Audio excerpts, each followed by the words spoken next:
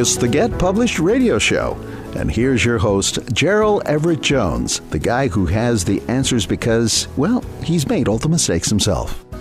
On today's show, our topic is handmade books. We won't go back quite as far as chisel and stone tablet, but consider today a retro antidote to all things digital. You know, there may come a day when toddlers open up their parents' hand-me-down children's books and press the pages in frustration trying to find hyperlinks that just aren't there. Yeah, dig Granny's scrapbook out of the attic. You'll find some great stories there. Hot ones, too.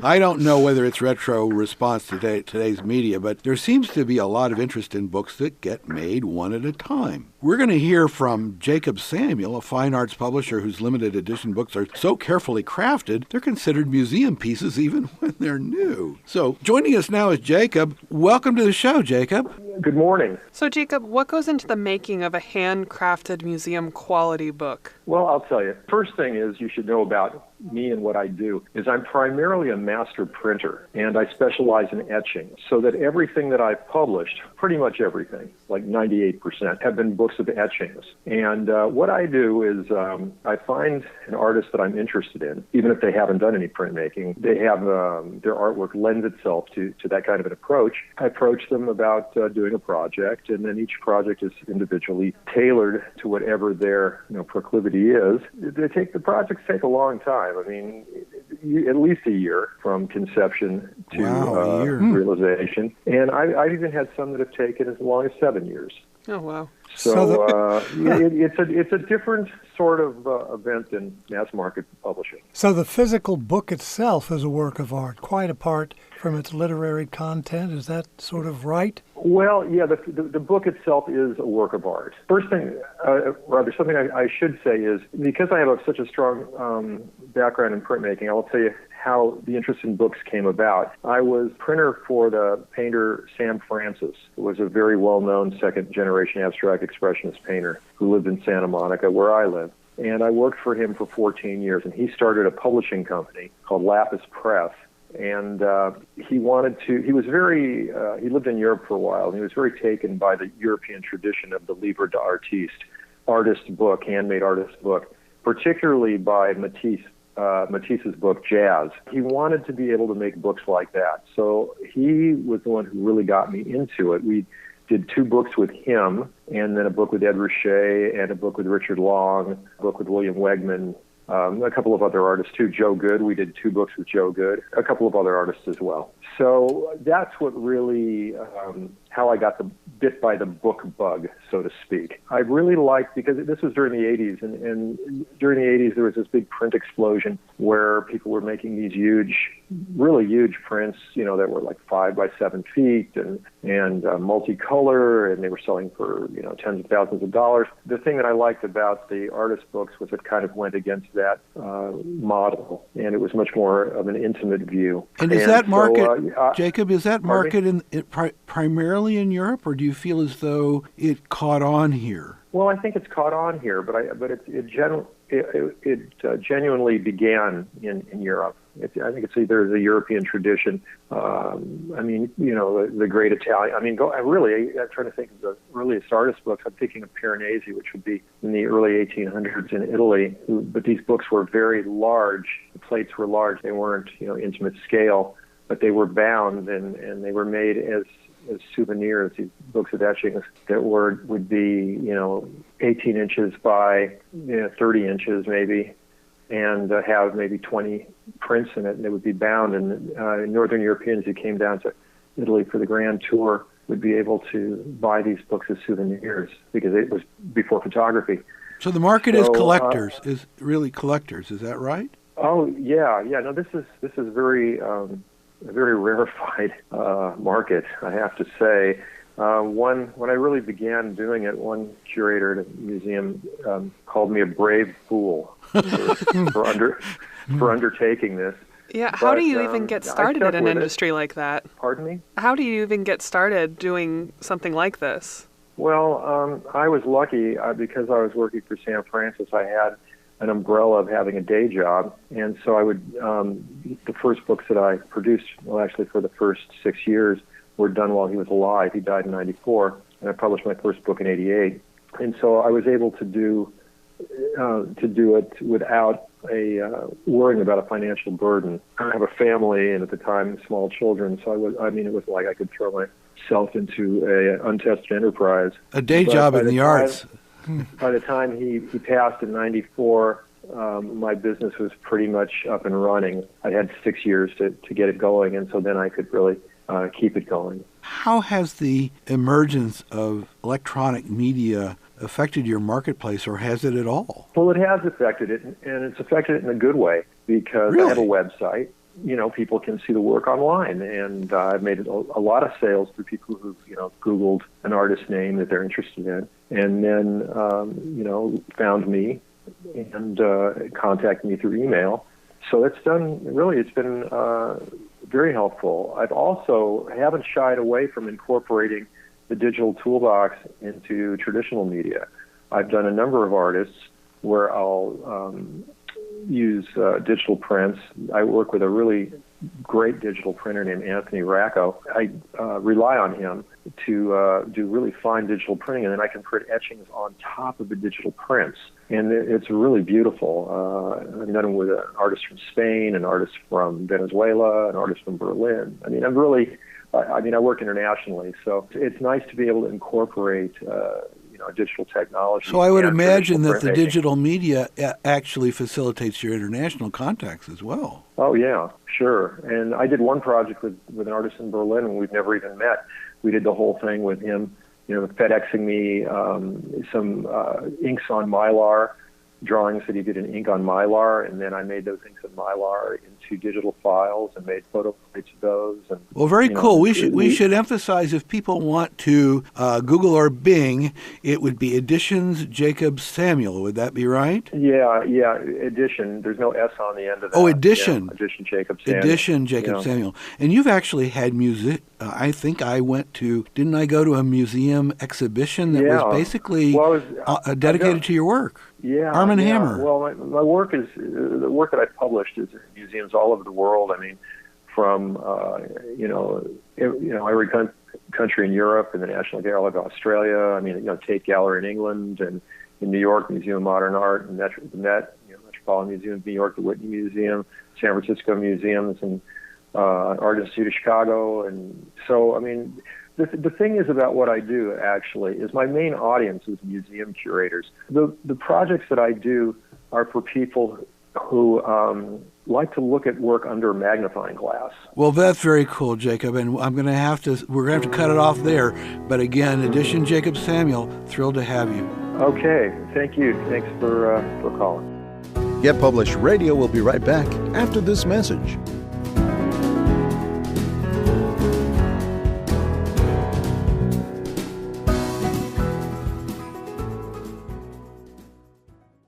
Get Published is all about helping you. You get published. And these days, the way to go is self-publishing, where there are no agents or editors or big publishing houses telling you can't, or making you feel like you're not good enough. Going back in history, many famous authors were self-publishers. With his own printing press, Benjamin Franklin published Poor Richard's Almanac in 1732, long before he was a famous statesman. That's how we know Ben's sayings, such as, "Fish and visitors smell in 3 days." Seriously, if you want to change your life or change the world or both, it's a great time to get in the game. Ebooks are particularly easy. With a click, you can reach a worldwide audience. Did you know that there are more people in China who read English than those of us who use the language in all the rest of the world? So if you've got a story to tell, write that memoir or that novel that's been percolating in your head.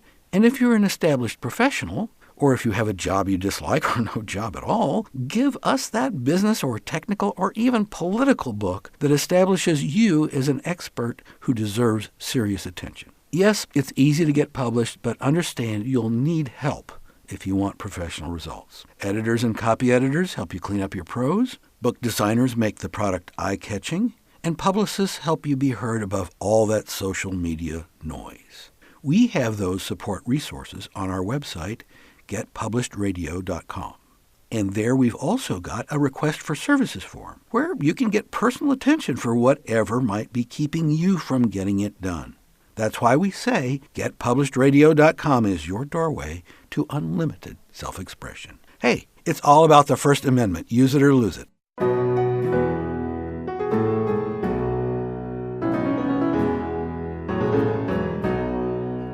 Coming back from the break here, we've been talking about handmade books. We've had Jacob Samuel on talking about fine arts books. And we're joined now by David Drum, a journalist, novelist, and a poet who makes and sells his own handcrafted editions. Welcome to Get Published, David. Gerald, I'm glad I can join you. Hi, David. So I guess the definition of a handmade book is obvious, but what kinds of one-of-a-kind books are there? For example, what is a chapbook, and how is it different from a scrapbook? Well, my definition of a chapbook, Cheyenne, is a small book. A scrapbook would be something maybe meant to be viewed by close friends and family. A chapbook is more like a regular book. You want the public to take a look at it. Could you tell me what kinds of books do you make by hand, and how exactly do you sell them? Well, what kinds of books? I used to advertise my press as one-of-a-kind, but handcrafted, individually assembled poetry chapbooks in color. They're a combination of words and graphics. If you know the book Jazz by Henri Matisse, the cutouts are world-famous artworks, and not to be comparing myself with him, but I try to incorporate some of that along with words, poetry in my own books. How do I sell them? There are a few vendors. Printed Matter, for instance, is a big bookstore in New York that has a lot of them. There aren't many vendors here in Los Angeles. Most of these books are acquired by university collections or private collectors. How do I sell my books? I've done it by making catalogs and sending them out periodically to people I think might be interested in what I do. How did you become interested in making these sort of books? It is such a niche market, it seems like. It's definitely a niche market. It's a kind of a hybrid child between art and literature. I became interested by working on my own poetry at the Beyond Baroque Poetry Workshop. I was experimenting around. I underlined a few words in magic marker in color, and I felt that really changed the words. It shaded the words in a way that was interesting to me. So I went from there to maybe using, cutting out some paper shapes and putting them with poetry, and from there to stapling a few sheets of paper together and actually making a little book. And I had no idea that there was such a thing as artist books. That's the official category, is artist books. Book. But I made a few, and I did a little private printing of a book with and took it around the bookstores and tried to sell it. I think George Sand took one on consignment, but I stumbled upon a little art book gallery called Artworks on La Brea, and they took several of my books and sold them, and then I thought I was off and running until the bookstore closed. We should clarify that's La Brea in Los Angeles for our listeners at far field. That's right. I'm sorry. We're all over the world. Yes. But you told us recently that you attended an exhibition in Los Angeles. Can you describe the different kind of work that you saw there? Pretty difficult, because any kind of combination of words and graphics and pictures that you can imagine was there at the David Geffen Museum. I think they must have had several hundred vendors, artist book vendors from around the world, ranging from the real high-end art books like the German art books to a lot of handmade type books that people put together with here and there. It was my head was reeling when I walked out of that art fair. There was so much to see. I just took me a while to get over it. Well, you mentioned something that I thought I hadn't really heard of before, I don't think, was it postcards? You may be thinking of mail art. Oh, that's it. What's that? Yeah. See, I don't know. Mail art is, as you might imagine, is something. It's art that's sent through the mail. There are these mail art shows around the world, many in Europe, and they're basically open art shows. They have a theme, for instance, war or a stranger or something, and artists who want to mail in a work of art to the show. Oh, so the recipient of the mail is the show, is that right? No, No, actually, the show is the received work of the mail art.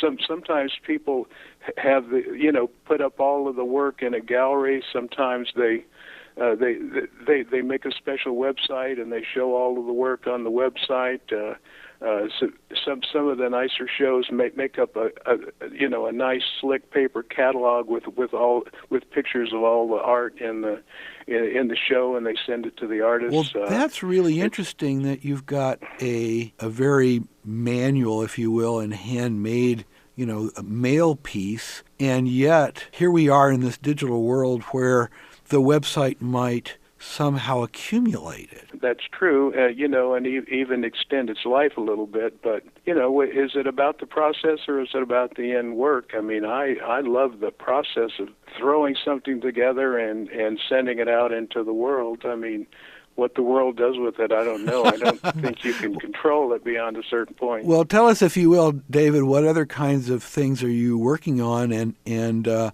how can people find out more about you? You mentioned mail art. I've been doing quite a lot of mail art recently. I really like it. I mean, it's my books are still for sale on the website for Burning Books Press, which is www.burningbooks.weebly.com, and you can also get there through my main website at burningbooks.com. People can communicate to me through the website if they feel an urge to do that. And you've got novels there as well as Handmade, right? Not handmade novels, no. No. But you have other literary works there. Yes, it gets a little confusing, but the artist book press, Burning Books Press, that I began to sell my handmade books. I'm also a nonfiction writer, and when some of my books went out of print, I kept the same name, Burning Books Press, and I issued reprints of those books. So it's kind of a double-jointed venture now. And you are a handmade entrepreneur. We acknowledge you, David Drum, and indeed you're brave out there. Prospecting that marketplace. Thank you. Well, thank you again for joining us this morning. Take it easy, David. Thanks, David. Hey, you too, Jerry. Thanks, Cheyenne. Bye-bye. Get Published Radio will be right back after this message.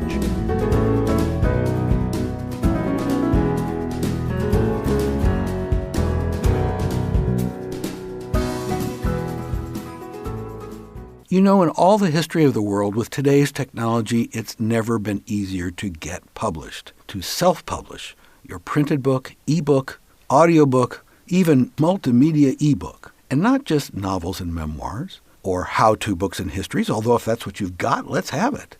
But also poetry, spoken word, graphic novel, cartoons, children's picture book, interactive video, games, virtual reality, and imaginative mashups of all this stuff. Get into the game. Along the way, you'll no doubt need some professional help from an editor, a book designer, a publicist. But isn't the investment in yourself worth it? How about you take the money you'd spend on your next vacation and get famous instead? GetPublishedRadio.com. That's our support website where we've got links to all the resources you'll need. And don't forget that request for services form if you crave some personal attention. That's GetPublishedRadio.com. Hey, it's all about the First Amendment. You can use it or lose it. Runke Productions, the audio magicians, can take your radio shows, podcasts, audiobooks, and ads from the streets of New York to the outer reaches of the galaxy. I think we need more echo at the end of that. Look, visit us at runkeeproductions.com. I still think we need more cowbell.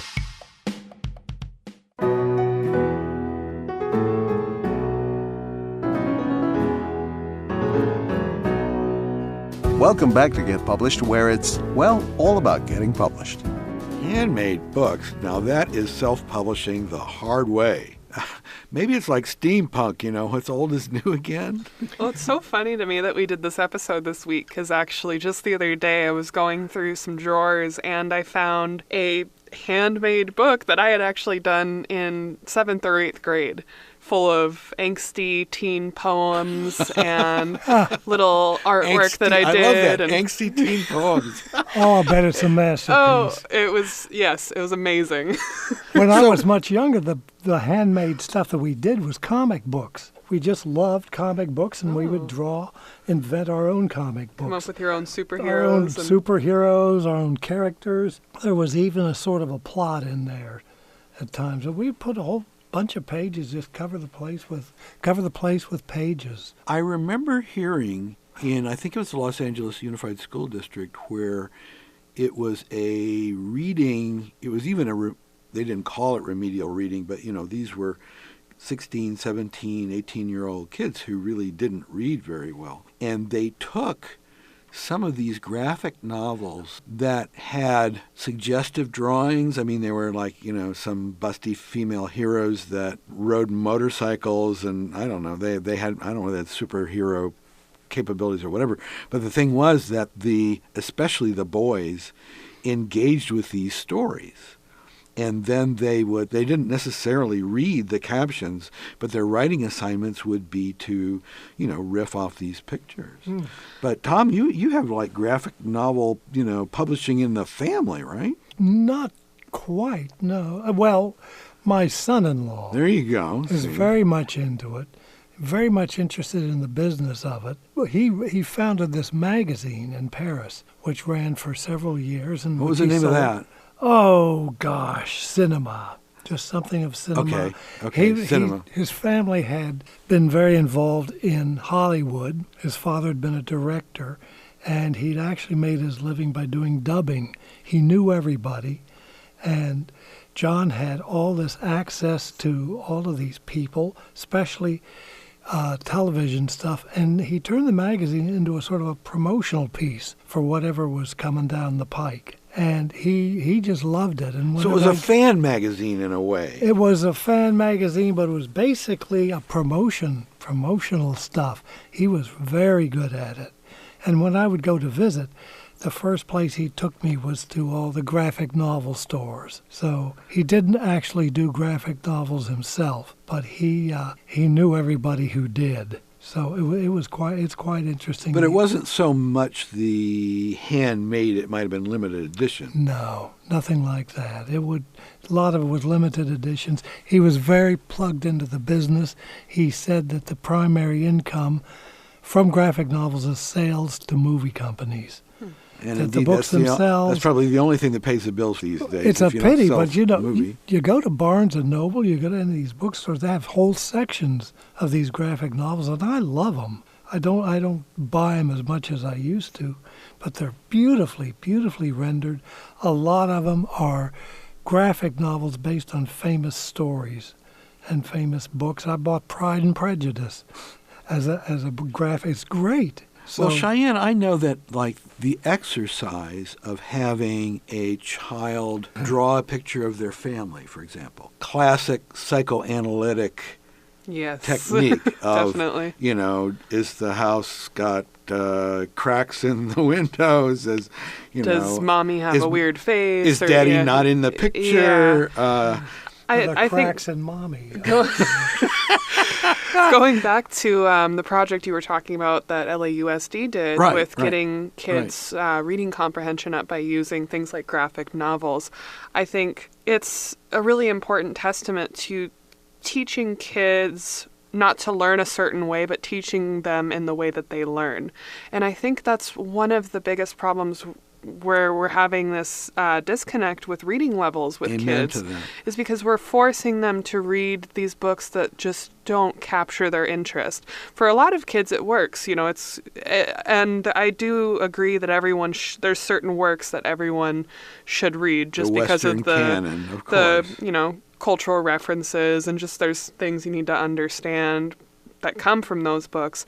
But letting kids read what really speaks to them is so important, and it's something that we're just now, I feel like, starting to emphasize. Back to not only what David was doing with his handmade poetry, but also with our mantra about self-publishing, maybe one way to encourage a child is to have them make something that looks like a book. I mean, you're going to start with your drawing. You'll start with your poem. You maybe start with simply your hand-lettered, whatever it is, but then binding that into a pamphlet or something that has a cover, and then that as a what?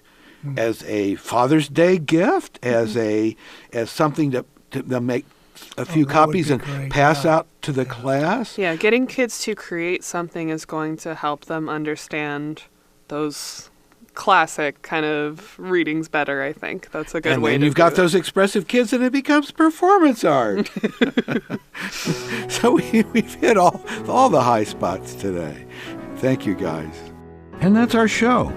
Get Published is all about self-publishing and self-expression, and that getting published and the ease of getting published these days is really all about exercising the First Amendment in this free society of ours. What we need these days are more ideas. Even though we're deluged with information, we need more good ideas. And we need debate about those ideas. Book-length debate, not just snippets that are posted on social media, not just selfies and cute pictures of your pets, the things that you really think.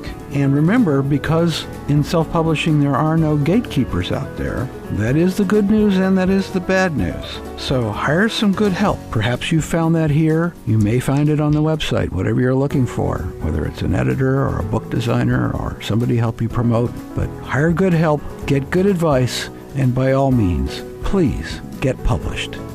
The Get Published radio show with Gerald Everett Jones is produced by Runkey Productions. Our producer is Lori Marple and your announcer is Bill Navarro. Music by Jason Shaw. You'll find links to support services on our website, getpublishеdradio.com. So whether you're an author, a publisher, or a self-promoter, get help at getpublishedradio.com. And thanks for listening.